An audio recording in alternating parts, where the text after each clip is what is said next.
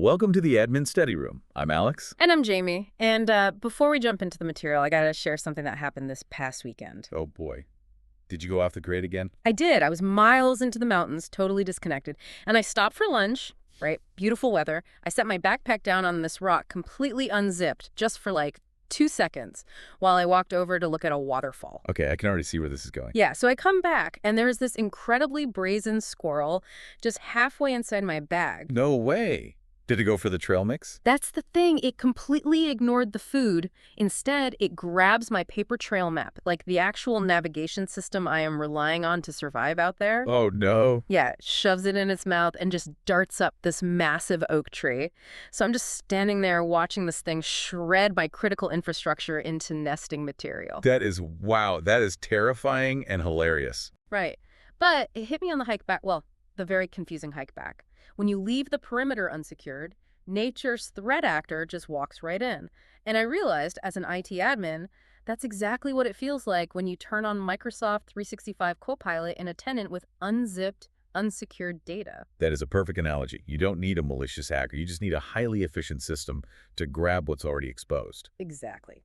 Well, in today's study podcast, we are going to explore exactly how to prevent your organizational data from becoming digital nesting material. We're focusing on exam AB-650 today, specifically Copilot Readiness, Oversharing remediation, search discovery, and web controls. Which is a massive chunk of the exam, so I'll be here to push back on the theory, ask the real-world questions, and make sure we're actually ready for those tricky scenario questions. Awesome. And before we dig into the architecture, we have our standard housekeeping. This is an independent, unofficial AB-650 study podcast for Microsoft 365 certified, administering Microsoft 365 and AI services. It is based on Microsoft's public learn content and is run by AI hosts.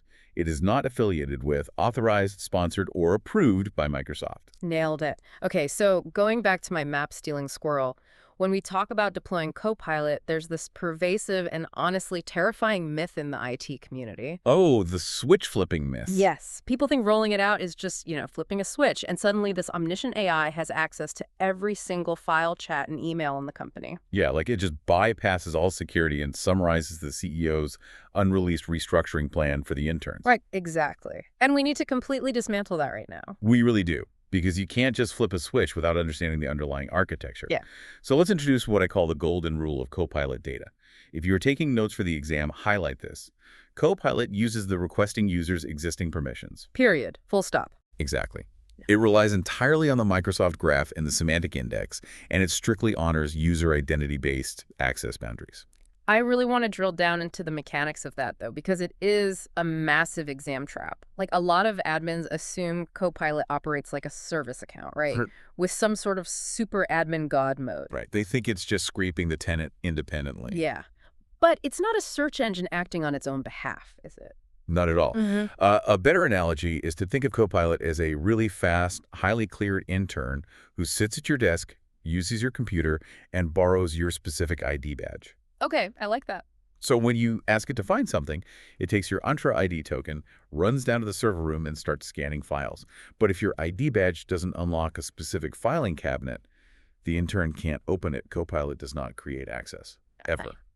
Got it. So wait, let's play this out. Let's say I'm a frontline worker. I ask Copilot to summarize the Q4 financial projections. Okay. And it actually returns a highly confidential spreadsheet that I was definitely never supposed to see. So Copilot didn't hack the finance site, right? It didn't hallucinate the salary data. Mechanically, that means at the file level, or maybe the folder or site level, my user account already had read access to that document. Spot on. Yes. And that is a painful reality check for a lot of organizations. Okay. Because if a user gets an unexpected result, it almost always indicates an underlying permissions or governance issue, not an AI flaw. The AI is just acting like a mirror. Exactly. If your data governance is a disaster, Copilot just holds up a really efficient natural language mirror to it. Because before Copilot, a user might never have stumbled across an exposed HR file. Yeah, because it was buried like 15 folders deep on some obscure SharePoint site named Project Delta from 5 years ago. Yeah, exactly. Humans don't have the patience to click through all that looking for something they don't even know exists. But the semantic index does. Right. The semantic index is constantly mapping relationships between users and files. So when someone asks a casual question, The index retrieves it instantly because the permission check just says, yep, this user has read access. Okay, so to fix this, we have to know where to go in the back end. In the old on-premises days, I just open up Active Directory and stare at file server permissions for a few hours. Oh, the good old days. Right. But in the modern Microsoft 365 ecosystem, the controls are super fragmented. So if we're mapping this out for the exam, how should we visualize the administrative landscape? That's a great question because having a mental map is crucial. The exam is going to present you with a specific challenge and ask you which portal to open. Let's break it down into 4 key territories. Okay, 4 territories. First up, the Microsoft 365 Admin Center. Think of this as your global command post. So that's for the top-level stuff. Exactly. You go here for top-level Copilot Readiness, assigning the actual licenses, global usage reports, and configuring Copilot Search tools like Bookmarks. Okay, M365 Admin Center for the big picture. But what if I need to manage the actual collaboration spaces, like where the files live? That takes you to our second portal, the SharePoint Admin Center. Ah, okay. This is your site governance hub. You go here to manage SharePoint Advanced Management, which we're going to call SAM throughout this session. Good to know. And this is where you set up discovery restrictions, like restricted content discovery. So anything dealing with site boundaries or access reviews, you're in SharePoint Admin. Got it. Now, what about the actual data payload, like the sensitive information, the credit card numbers, the compliance regulations? That's territory number 3, the Microsoft Purview portal. The security fortress. Exactly. You go to Purview for data security posture management, sensitivity labels, data loss prevention, all that good stuff. If the exam question mentions compliance or data leaks, Purview is almost always your answer. Okay, so what's the 4th one? Because I know Microsoft loves to hide settings in specialized portals. You are right to be suspicious. The 4th one is the Microsoft 365 Apps Admin Center. Apps Admin Center. Honestly, I forget that one exists half the time. Which is exactly why it's a classic exam trap. You go to the Apps Admin Center specifically for the Cloud Policy Service. Wait, what does the Cloud Policy Service have to do with Copilot? It's where you configure web search policies. It's how you decide whether Copilot is allowed to reach out to the public internet or not. Oh, wow. Okay, so that's a perfect map. Microsoft 365 Admin Center for broad strokes, SharePoint Admin Center for site boundaries and SAM, Purview for security and labels, and Apps Admin Center for cloud policy and web search. You got it. Keep that map in the back of your mind. Now let's talk about the very first step in the actual journey tenant readiness. Let me throw a scenario at you because this represents a very common real-world mistake. Lay it on me. Let's say my chief information officer comes to my desk, super excited. He says, I just got the budget approved. I bought 100 Copilot licenses, and I just assigned them all to our users in the M365 Admin Center. We're ready to go. The rollout is done. Oh, my heart would stop if a CIO said that to me. Right, because it's completely wrong. It is. The trap there is confusing license readiness with data readiness. Assigning the license is literally the final 10-second administrative transaction of a massive project. Because if you just hand out the licenses in an ungoverned tenant, you're basically giving everyone a high-powered metal detector in a minefield of sensitive data. That's exactly what it is.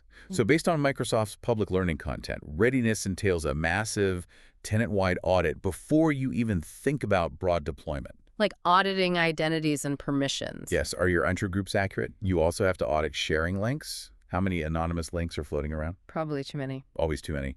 You also have to identify and archive inactive sites because obsolete data is often unmonitored data. Plus, you need to locate sensitive content, ensure Purview labels are applied, and make sure your pilot program actually prepared the help desk for all the how do I prompt tickets. That makes total sense. Yeah. But let's say we're doing things right, okay? We're methodical. The CIO says, we have budget for 100 licenses, but we have 500 employees. Okay. Who gets them first? Is there a way to make that decision scientifically rather than just giving them to whoever yells the loudest? There is. Microsoft provides specific telemetry for this. You go to the Microsoft 365 Admin Center, go to Reports, and click on Usage. All right. There, you'll find the Microsoft 365 Copilot Readiness Report. I've looked at the architecture of that report. It operates on a 28-day rolling time frame, right? Yep, 28 days. So what exactly is it looking for under the hood? It looks at 2 main pillars. First, technical eligibility. It literally scans your tenant to see which users are on the correct update channels for their desktop apps. Which ones are eligible? They need to be on the current channel or the monthly enterprise channel for Microsoft 365 apps. Wait, why does the update channel matter so much? Like, if I have a valid license, shouldn't Word just work? It's a technical nuance you definitely need to understand for the exam.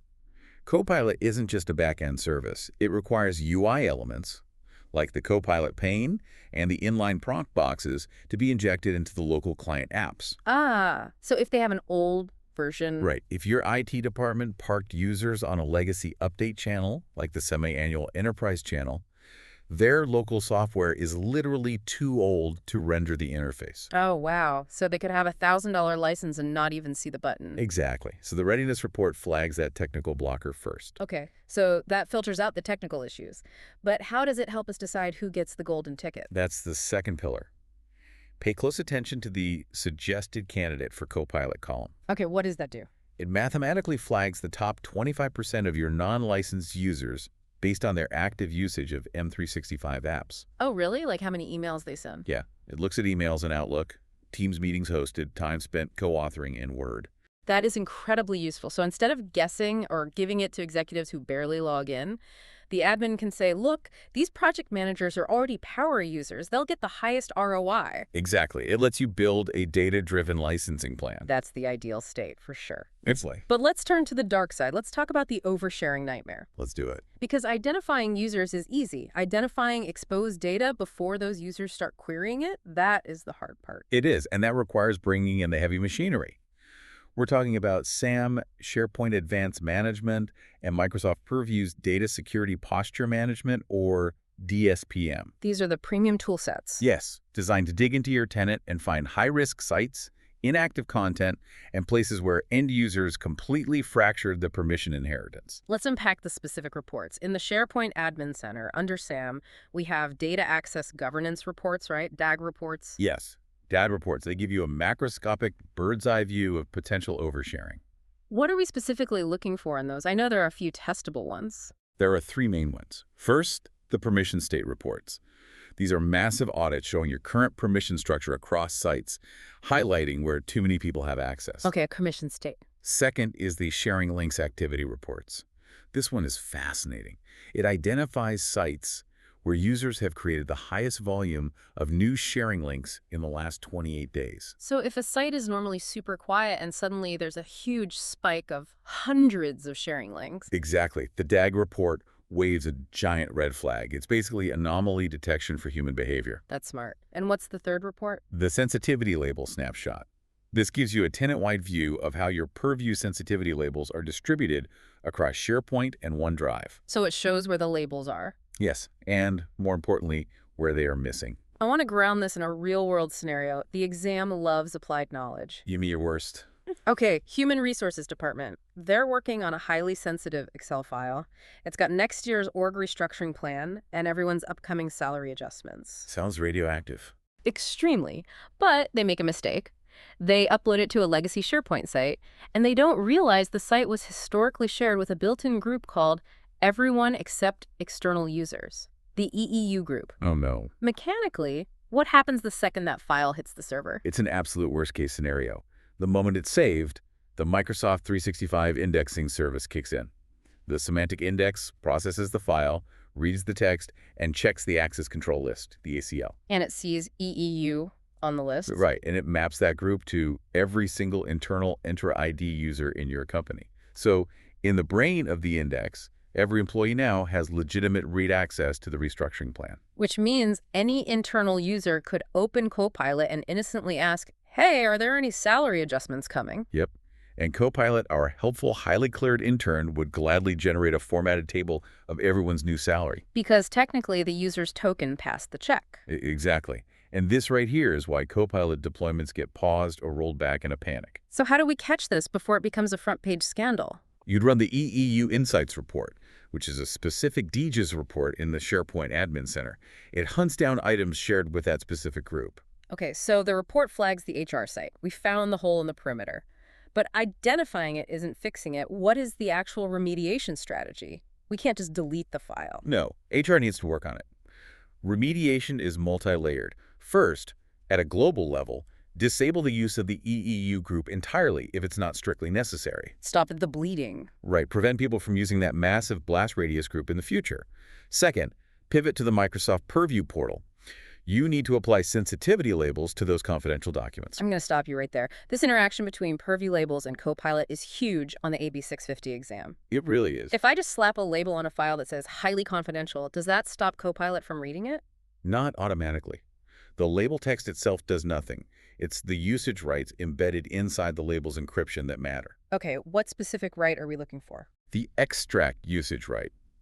If you want Copilot to be able to read, summarize, or copy data from an encrypted file, the user's identity must be granted the extract right. Wait, so if the label gives me view rights, like I can open it on my screen and read it with my own eyes, but it denies the extract right, Then Copilot is locked out.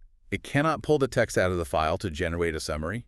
It respects that denial. that is a phenomenal technical detail. So write down the word extract, everybody. Yes, it prevents the AI from automating the exfiltration of the data. Okay, so we disabled EU globally. We applied purview labels with strict extract rights. What's the third step? Go back to SharePoint Advanced Management, open that specific HR site, and fix the broken inheritance. Surgically remove the EEU link and restrict access back to just the HR Enter group. Okay, I hear you. Technically that works, but I'm going to step into the shoes of a real-world IT admin right now and push back. Go for it. I manage infrastructure, network routing, tenant settings. I have zero clue who is actually supposed to have access to specific HR files or R&D blueprints.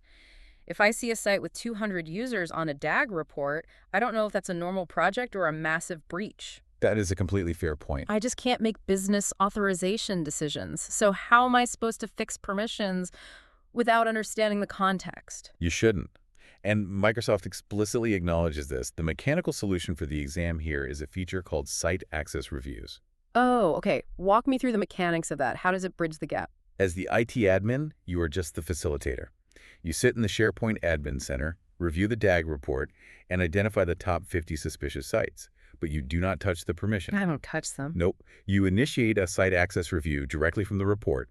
The system then automatically figures out who the designated business owners are for those sites and sends them an actionable email notification. So it pushes the governance down to the actual data owners. Exactly. The VP of HR gets a prompt saying, review your site permissions.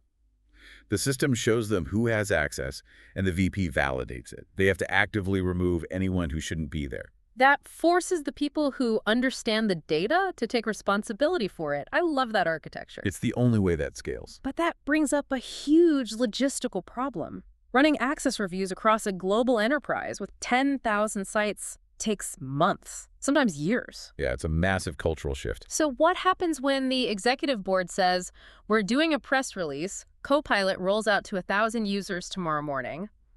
How do we stop Copilot from surfacing data on sites we haven't reviewed yet? This is a critical juncture for the exam. You have to understand the sharp distinction between access boundaries and discovery controls. They're very different tools. Vastly different. Confusing them will cost you points. Let's define them. What is the fundamental difference? Access is binary. It means a user has the fundamental cryptographic right to open or read a file. If they have the URL, the server serves the document. Discovery means a file is indexed.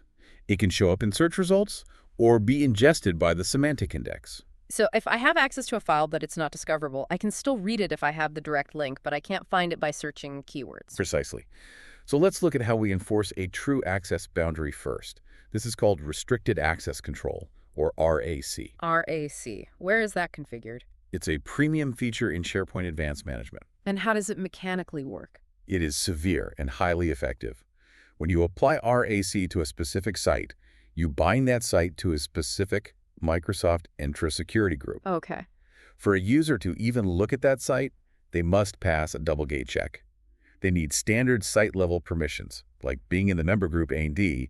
They must simultaneously be a member of that specific Entra group. Wow, a double gate check. So let's say I'm an admin on a highly confidential merger site protected by RAC. I accidentally generate an anonymous sharing link and paste it in a company-wide Teams channel. What happens when someone clicks it? They hit a brick wall. Even though they have a valid link, when SharePoint checks their token, it sees they aren't in the approved Entra group.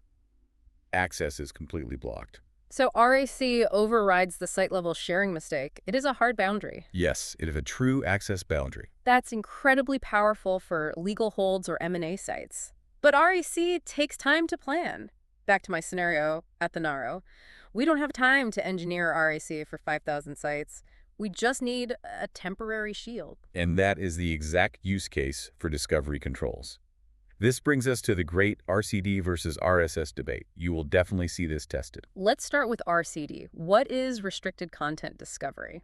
RCD is a temporary site-level control configured in the SharePoint Admin Center.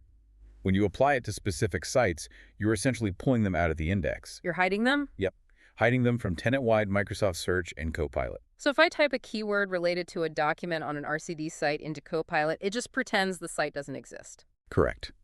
And it actively degrades the Copilot UI on that specific site. The Copilot button disappears from the document library. The Create Pages with AI option is gone. You are blinding the AI to that location. And I was reading the documentation on this, it seems like it doesn't revoke any permissions under the hood. Ah, you caught that? Yeah, so if I have the direct link to a file on that hidden site, Copilot is blind, but I'm not. Right? You are absolutely right. That is the most important limitation to understand. RCD does not change existing permissions. If a user bookmarked the direct URL, they can click it, open the file, and download it. So it's just a holding pattern. It stops casual discovery, but it's not a security boundary. Exactly. Okay, so that's RCD site-level hiding. What about the other one? RSS, Restricted SharePoint Search. How is RSS different?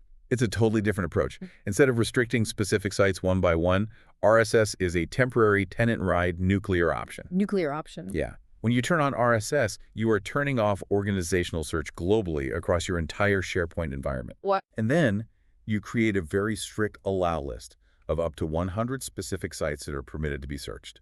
Everything else goes dark. That sounds incredibly disruptive. You're just breaking enterprise search across the board. It is a massive hammer to swing. It's really intended for organizations that wake up in a panic, realize their data hygiene is an existential threat, and just need to stop the bleeding immediately. Wow. Are there any exam details we need to know about that? Yes, a big one. Restricted SharePoint Search is officially retiring in July 2026. Microsoft is actively pushing organizations away from this blunt instrument and toward granular controls like RCD and SAM. Okay, that's a huge tip. Let's run through some scenarios so we can clearly differentiate when to use RCD versus RSS. Let's do it. Scenario 1. We are doing a very controlled phased rollout of Copilot. IT just needs a few weeks to review a dozen specific high-risk sites like the executive portal and legal repository. We want Copilot working everywhere else. What's the action? You would use RCD restricted content discovery on those dozen specific sites, applied selectively at the site level. That buys time for access reviews without breaking enterprise search for everyone else. Makes sense. Scenario 2. Messy tenant-to-tenant migration.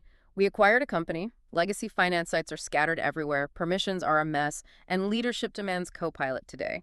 We only know of about 50 clean sites. In that chaos, applying RCD to thousands of unknown sites isn't feasible. You would use RSS, drop the global block, and allow list those 50 known clean sites. But remember, on the exam, RSS has that 100 site limit, and it's retiring in 2026. The long-term answer is always RAC and fixing the source permissions. Always. Now, let's explore a trap related to these discovery controls. Let's say I use RCD to hide a site. Is that content truly 100% invisible to Copilot under all circumstances? No, it is not. This is why Microsoft constantly repeats that neither RCD nor RSS is a true security boundary. Mechanically, discovery controls block passive search, but they do not block active workflow signals. Active workflow signals, what does that look like? Let's say a site is blocked by RCD, but someone from that site takes a direct link to a confidential file and pastes it to you in a Teams chat. Okay. When you click that link, it enters your Microsoft Graph signals as a recently accessed file. You interacted with it directly. So the semantic index picks up that active signal. Exactly. Because you touched the file, Copilot might still be able to reason over it and summarize it for you, completely bypassing the RCD broad search block. Because my active interaction overrides the passive block. That's fascinating. It reinforces the core lesson. Temporary mitigations buy you a few weeks, but long-term remediation absolutely requires fixing the fundamental permissions. That perfectly transitions us to the next massive topic for the exam. Everything so far has been about internal data. We built a fortress. But Copilot isn't just looking inward. It has the ability to search the public internet. Yes, which introduces a whole new vector of risk, especially for regulated departments. We need to talk about web search grounding versus work data. What is the fundamental difference between Copilot looking at the graph versus querying the public Bing index? It comes down to compliance guarantees and data boundaries. When Copilot searches your internal work data via the graph, all that processing is covered by the Data Protection Addendum, the DPA, and it respects the EU data boundary. Your data stays internal. But when a user asks a question about current events or asks to research a competitor, and Copilot reaches out to the web to ground its response, what happens to the prompt? Copilot generates a search query based on the prompt and sends it to the public Bing search service. And here's the critical exam fact. The DPA and the EU data boundary do not apply to those generated public web search queries. Wait, really? So if I'm a defense contractor and a user types a highly specific prompt with a proprietary project codename and Copilot searches the web for context, it's sending that query out to the public Bing index. It can, yeah. Now, Microsoft drops the query after the search is performed, and it's disconnected from the user's Entra ID. Okay, that's somewhat comforting. But the query itself still traverses the boundary. For highly regulated industries, even an anonymized outbound query with sensitive keywords is an unacceptable risk. So admins need a centralized way to control this, which means we need to travel to a different admin center on our map. Yes, we do. Where are we going? Well, we aren't in the M365 admin center, we aren't in SharePoint dealing with boundaries, and we aren't applying purview labels. Oh. We are in the Microsoft 365 Apps Admin Center. Spot on. You navigate to the Apps Admin Center and utilize the Cloud Policy Service. The specific policy you are hunting for is called Allow Web Search in Copilot. Got it. How granular is this policy? Is it just a global on-off switch? You can apply it globally, but you can also target it to specific Entra security groups. And there are 3 specific modes you can configure. 3 modes. Walk me through them. Mode 1 is Enabled in Copilot and Copilot Chat. This is the default. Web search is on everywhere, all the time. Mode 2 is the exact opposite.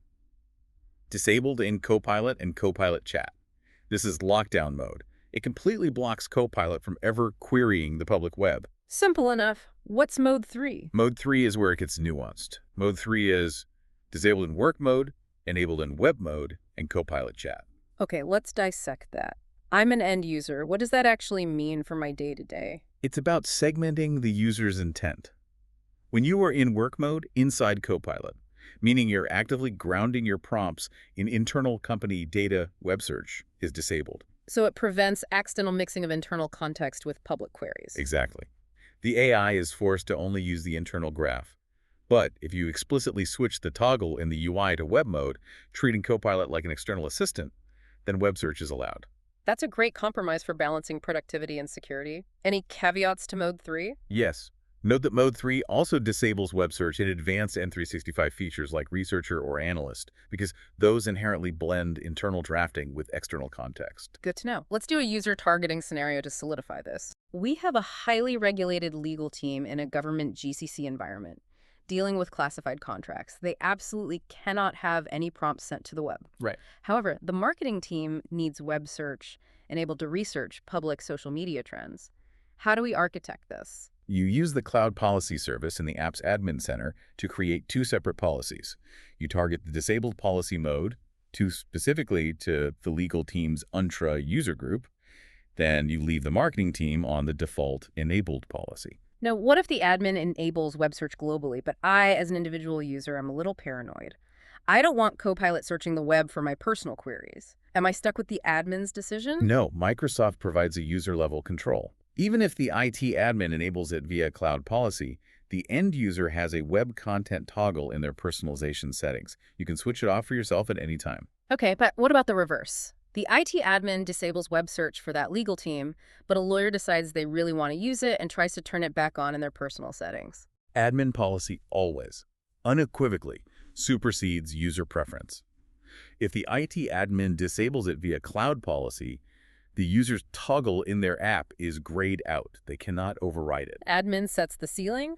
The user can lower it, but they can never break through it. Exactly. That makes perfect sense. So if we turn off web search for a regulated group, they are relying entirely on internal data. 100%. Which means that internal data better be organized.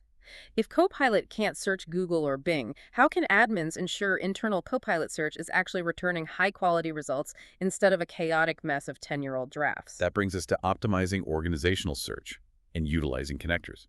First, the user experience. Any user with a Copilot license automatically gets Copilot Search. It allows for powerful natural language querying. So instead of typing blunt keywords like Q4 ROI spreadsheet, Right, they can type a conversational sentence like, "Where's the spreadsheet about Q4 ROI sent by David in the marketing channel last week?" and it uses the semantic index to parse the intent and time frame. Where does the admin go to configure this? Configuration happens in the Microsoft 365 Admin Center under Search and Intelligence. You manage it using the exact same infrastructure you use for standard Microsoft Search. The most powerful tools are bookmarks and acronyms. Now, I know a lot of admins have spent hours setting up bookmarks in standard Microsoft Search over the years. Do they have to recreate all of those for Copilot? Fortunately, no. If your company already curated bookmarks and acronyms, they seamlessly carry over. No extra work is required. Copilot immediately benefits from all that historical curation. Give me a scenario where an admin would need to intervene and manually create an acronym to fix a Copilot search issue. Let's say your company frequently uses the acronym KPI. The sales team thinks it means Key Performance Indicator, and they have thousands of documents referencing it. Sure. But the engineering team uses KPI to mean Known Problem Incident, and they have thousands of bug reports referencing it. Oh, that's a mess. So when a new executive asks Copilot for the latest KPI reports, They get a completely confusing, hallucination-adjacent mix of sales data and bug reports stitched together. how does the admin untangle that? The admin goes into the M365 Admin Center, navigates to Search and Intelligence, and manually curates the acronym KPI. They can map it to specific authoritative definitions or even route the definition based on the requesting user's department.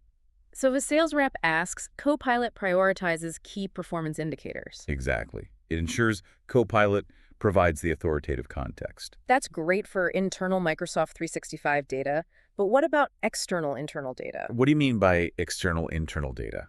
I mean data that belongs to the company but doesn't live in SharePoint or OneDrive, like a massive third-party ticketing system, an on-premises SQL database, or an external engineering wiki.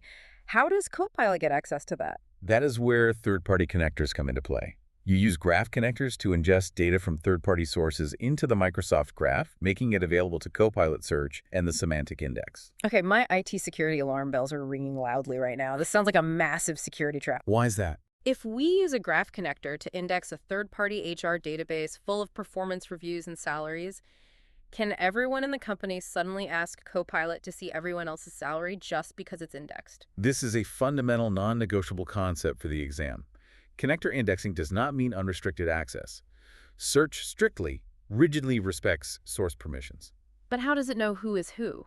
The third-party HR system uses totally different usernames and logins. It might use employee ID numbers instead of email addresses. That is the magic of the graph connector configuration. When you set it up, you are required to map the identities from the external sources access control list to your Entra ID identities. Walk me through that handshake. Let's say David has access to his own performance review in the third-party system under the ID Employee 405.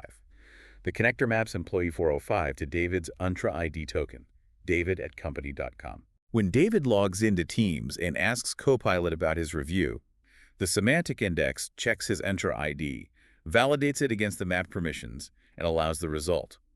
If Sarah asks about David's review, the index checks her token, sees no mapping, and denies the request. So the Golden Rule Copilot only uses existing permissions, applies universally, even to external data via the connectors. Exactly. The architecture is totally consistent. Now, let me throw a common misconception at you to test your understanding. Maybe. What is the technical difference between a bookmark and a permission? Let's say I create a bookmark in the M365 Admin Center for the CEO's highly confidential unreleased strategy deck, just to make it easy for executives to find. Does that mean everyone in the company can now read it because I promoted it via bookmark? Absolutely not. A bookmark is a navigational aid, not an access control list. It artificially pushes a specific result to the top to prioritize relevance, but it does not grant permission. Spot on. If a junior employee clicks that bookmark, the underlying SharePoint permission check evaluates their token, sees they lack access, and denies them. Bookmarks influence relevance. They do not dictate access. Perfect summary. Relevance versus access. Two completely different mechanisms. Okay, we've covered a massive amount of ground. We've done the readiness assessment, cleaned up the EEU oversharing, configured RCD, locked down web access, optimized internal search. We did a lot. The deployment goes live.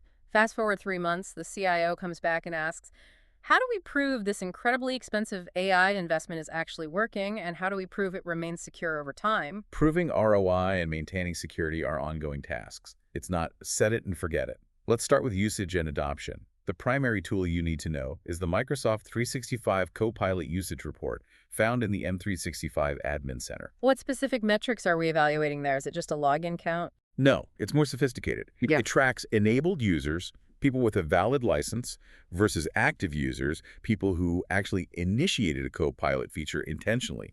From those two, it generates an active user rate. And you can view this over rolling periods, right? Like 7, 28, 90, or 180 days. Exactly. So if a department has 100 enabled users, but only 20 active users over the last 28 days, your active user rate is a dismal 20%. That tells the admin the technical deployment worked, but the adoption failed, and we need to do some internal training to drive ROI. Right. But that usage report only tells you if they are using it.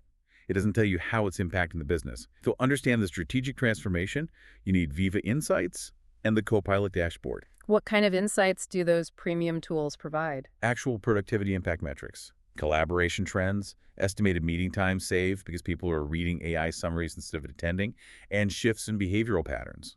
Like if people are spending less time drafting emails and more time on deep work. Yes, it combines quantitative telemetry with qualitative survey data to show true business value to the CIO. Okay, that covers the ROI story. What about the ongoing security story? Organizations are dynamic. People create custom declarative agents, they build new workflows.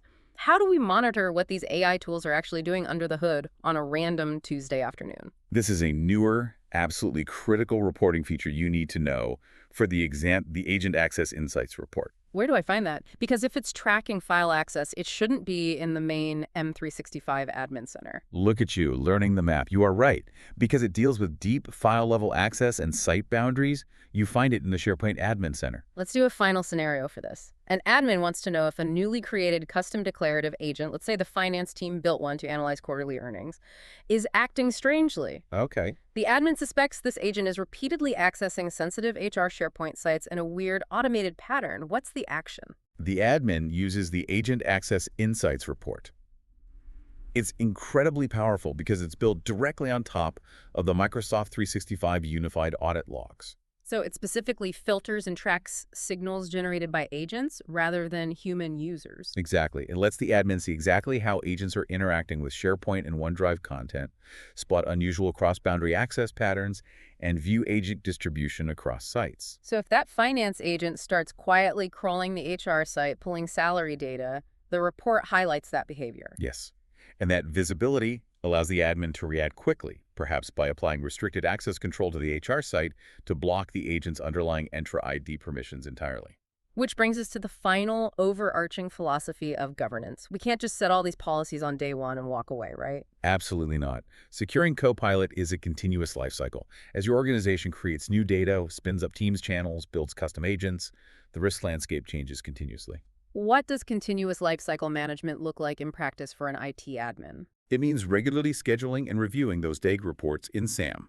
It means strictly enforcing SharePoint site lifecycle management. Meaning if a project site hasn't been touched in 6 months, it gets automatically archived or deleted. Yes. You have to ensure that outdated, potentially sensitive legacy information doesn't become training fodder or answer context for Copilot. It also means continuously auditing agent behavior with the Agent Access Insights report. It honestly sounds like preparing for Copilot forces an organization to finally confront and fix all the data governance debt they've been ignoring for a decade. That is the perfect way to summarize it. And it brings me to a final thought for you to consider as you prepare for this exam and for your own real-world deployments. Let's hear it. AI doesn't just change how we work.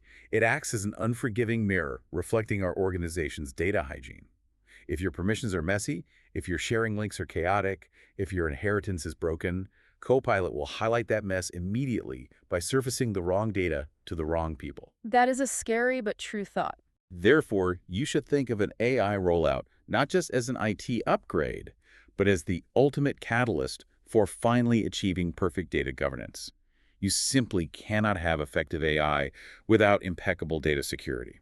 That is a powerful perspective to take into the exam room. Understand the technology, map out the admin centers, but always understand the philosophy of data protection that underpins every single setting. Well said.